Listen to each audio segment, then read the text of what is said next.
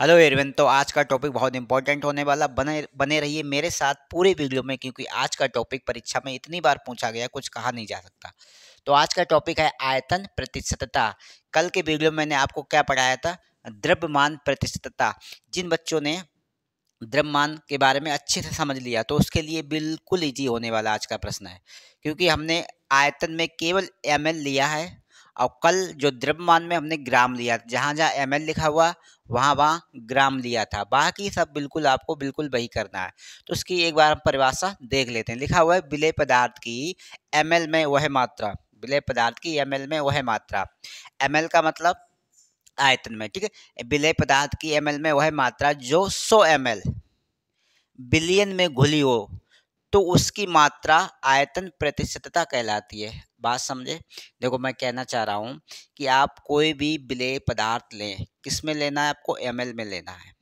और किस में घोलना? 100 ml बिलियन में उसे घोलना है।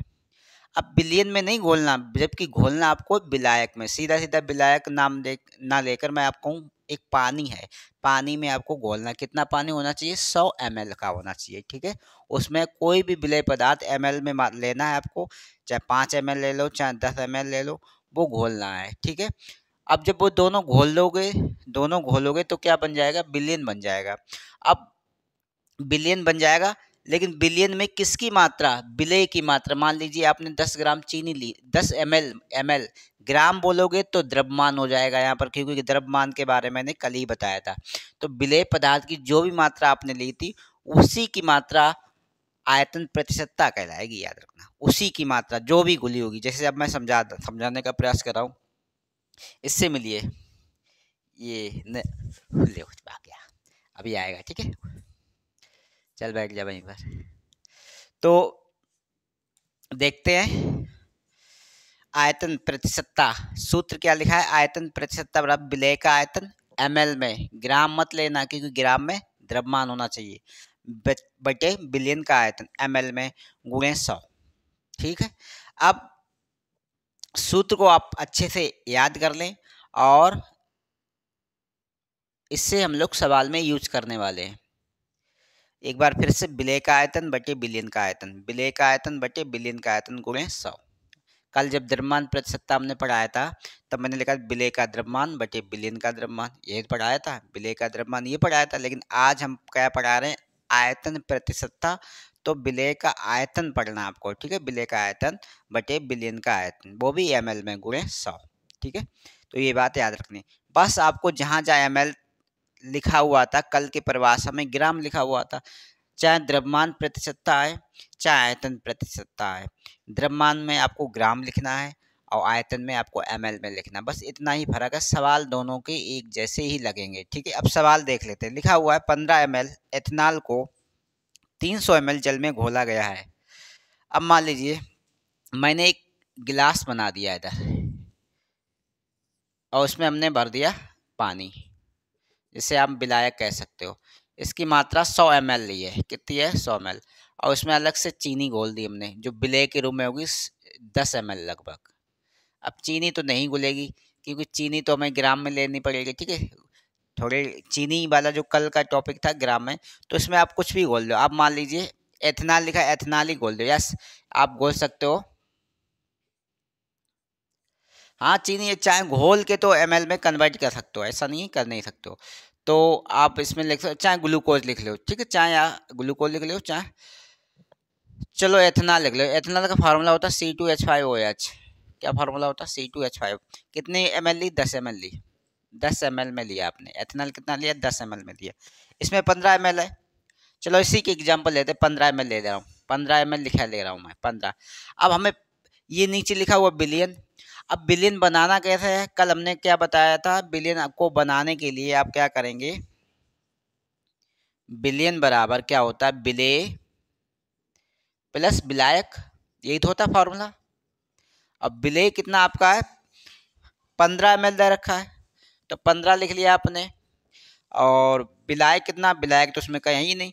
आप विलायक इसको मानेंगे, जल को। जैसे कि हमने ये लिखा है, ये लिखा हुआ 100 ml, तो ये तुम्हारा क्या होता है? विलायक होता है। कल के वीडियो में हमने कल अच्छे से इसे समझाया था विलायक कैसे आप पता करेंगे। तो ये तुम्हारा कितना है? 300। ठीक है, हम दोनों को जोड़ देंगे 315, ये तुम्हारा बिलियन निकल आया। तो 315 आपका क्या निकला, बिलियन निकल आया। ठीक है, तो अच्छे से आप बिलियन के बारे में लिख ले, बैठ जा, सर्दी में लिख जाएगी वैसे भी। चल ठीक है, चलो ठीक है। अब मैं क्या कर रहा हूँ, सूत्र में ये मान रख रहा हूँ। सूत्र में बिले का मान कितना है 15, तो 15 लिख लिया हमने ऊपर। नीचे बिलियन कितना निकाला आपने 315। 300 मत लिख देना क्योंकि 300 क्या है, एक विलायक है, पानी का काम है, पानी का ये विलायक है। तो बिलियन हमें कैसे पता चलेगा, दोनों को जोड़ देंगे, मतलब विलेय प्लस विलायक को जोड़ेंगे तो बिलियन निकल आएगा। अब मल्टीपल 100 का करेंगे, तो मल्टीपल 100 का कर दो। अब देखो काट पीट कर लो भाई। तो काट पीट करने के लिए क्या करना है आपको, 15 दूनी 30, एक इधर चले गया तो 15 एकम 15, मतलब 21 बार गया। तो 100/21, अब 21 से भाग देना है आपको। 21 से भाग दे लो जल्दी जल्दी, 21 से भाग देना है 100 में। तो 21 तियाँ कितने होते हैं, 21 चौक 84 होते हैं, 21 पंचे 105, तो 4 बार जाएगा पहले तो 84 घटाओ कितना घटा, 6 बचा, यहाँ 6 बचा, यहाँ रह गया 9, 1 16 बचा है, दशमलव लगाया, 0 बढ़ाया, कितना हो गया, कितना हुआ 160 हो गया है। चलो ठीक है, अब क्या करना है आपको, 21 का पारा पढ़ना है कि 160 आ जाए। कितनी बार पढ़ोगे, जल्दी पढ़िए। देखो ऐसे हम कर लेते, 2 8 16, 8 बार, तो एक एक नंबर बढ़ रहा है, तो पूरा पूरा नहीं तो 7 बार ऐसे पढ़ के देख ले, 7 बार, 7 एकम 7, 7 दूनी 14 से 147, मतलब 3 बचा, 10 में से 7 गया, यहाँ बचा 5, 1 बचा, 0 और बढ़ा लेते हैं। फिर 2 6 12, 6 बार, तो 6 एकम 6, 6 दूनी 12, 126, मतलब 4। तो लगभग करके आंसर आपका निकल आया 4.76। ये आंसर आपका आयतन प्रतिशतता कितनी निकली, 4.76 ये निकली है। ठीक है, तो आयतन प्रतिशतता आपको इस प्रकार निकालनी है, बहुत इजी है टॉपिक। बस आपको सूत्र याद रखना, विलेय का आयतन बटे बिलियन का आयतन। आपके सामने अगर द्रव्यमान प्रतिशतता का टॉपिक आए या आयतन प्रतिशतता का टॉपिक आए, दोनों के दोनों टॉपिक एक जैसे लगेंगे। दोनों में बिलियन ज्ञात करने के लिए आप दोनों के मान को जोड़ देंगे, आप बिलियन पता कर लेंगे, और जो भी जोड़ने के बाद जो मान निकलेगा उसे आप नीचे रखेंगे और विलेय का मान आप ऊपर रखेंगे, गुणे 100 करके, चाहे द्रव्यमान पूछा जाए या आयतन पूछा जाए, दोनों का टॉपिक एक जैसा है, दोनों ही बिल्कुल एक टॉपिक से लगने वाले हैं, बिल्कुल कंफ्यूज होने की बात नहीं है इसमें। ठीक है, जब यहाँ आपके सामने आयतन प्रतिशतता पूछ सकता है या द्रव्यमान पूछ सकता है, तो आप सूत्र ना भी लगाते हैं अगर, तो बस आप सीधा सीधा मान रख देना कि ये 15 ऊपर रख देना, अब 15 इन दोनों को जोड़कर नीचे रख देना, गुणा कर देना 100 का, चाहे वो द्रव्यमान लिखा हुआ है यहाँ पर चाहे आयतन लिखा हुआ, दोनों को काट पीट के जो भी आंसर निकलेगा इस प्रकार से वो आपका सही आंसर होगा।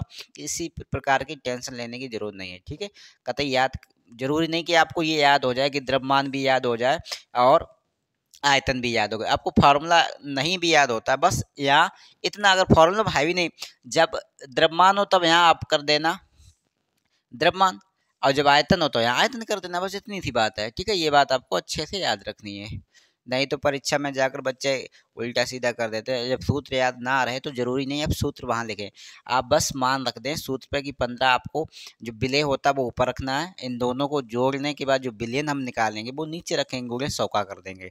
अब परिभाषा जब भी बताएं जब भी आपको जब द्रव्यमान लिखा हो तो बोल देना विलेय पदार्थ की वह मात्रा, ठीक है, वह मात्रा एमएल में मात्रा लेना। ठीक है, आयतन की बात करें, विलेय पदार्थ की एमएल में वह मात्रा जो 100 एमएल बिलियन में घुली हो, 100 एमएल।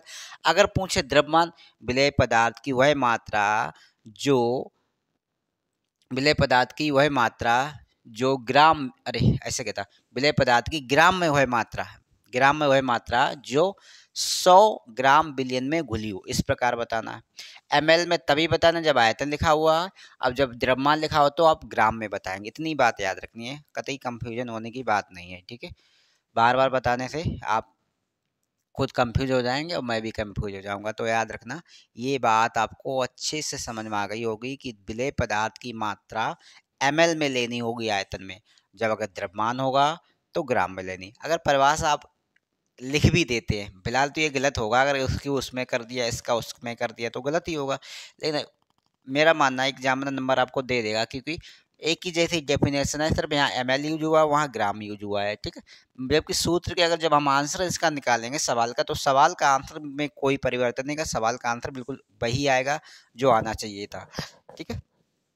तो उम्मीद है आज का वीडियो, आज का जो टॉपिक था आपको समझ में आ गया होगा। बहुत ईजी टॉपिक है, एक एक करके हर टॉपिक को मैं आप लोगों के सामने लाने वाला हूँ, परीक्षा की तैयारी अच्छे से करवाने वाला हूँ। चल आजा, ठीक है। आज के लिए इतना ही। जय हिंद, जय भारत।